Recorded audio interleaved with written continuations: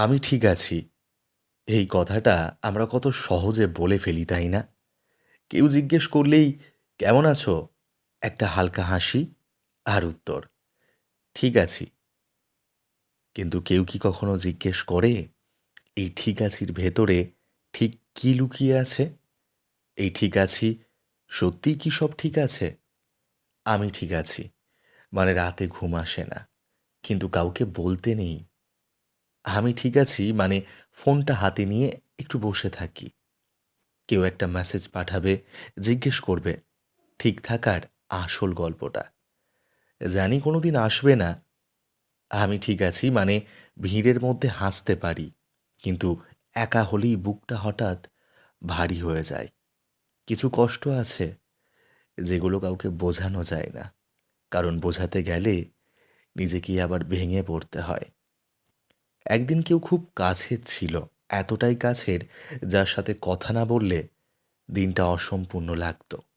আজ সে নেই, অথচ তার স্মৃতিগুলো প্রতিদিন সময় মতন হাজির হয়। সবচেয়ে কষ্টর ব্যাপার কি জানো? আমরা কাঁদি না, কারণ সবাই প্রশ্ন করবে, কারণ মানুষ বিচার করবে। চুপ থাকি, আমরা বলি আমি ঠিক আছি, কারণ মানুষকে বোঝানোর মতন শক্তি আর নেই আমাদের। কিছু মানুষ থাকে যারা নিজের কষ্ট নিজেই সামলে নেয়, কারণ তারা জানে সবাই শোনে না, সবাই বোঝে না। হাসিটা তখন অভ্যাস হয়ে যায়, আর কষ্টটা নিজের ভেতরের একটা গোপন ঘর। সেই ঘরে কেউ ঢোকে না, শুধু মাঝে মধ্যে নীরব চোখে সুনামি আসে।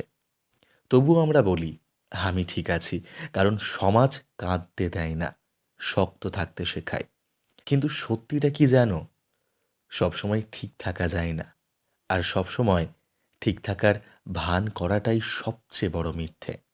যদি আজ তুমি এই ভিডিওটা দেখছো আর এতদূর শুনেও ফেলেছ, আর নিজের সাথে মিলও খুঁজে পাচ্ছ, জেনে রেখো তুমি একা নও, তোমার সাথে তুমি আছো। আর যদি পারো একটু নিজের সাথে সৎ হও, নিজেকে বলো না আমি ঠিক নেই। বিশেষ করো তাতে কোনো অপরাধ নেই, কারণ যে মানুষটা সবসময় বলে আমি ঠিক আছি, সেই ভিতরে ভিতরে সবচেয়ে বেশি লড়াই করছে। আমি ঠিক আছি এই কথাটা সবচেয়ে বড় মিথ্যে। আর মিথ্যে বলে কখনো ভালো থাকা যায় না। ভালো থাকার শুধু অভিনয় করা যায়।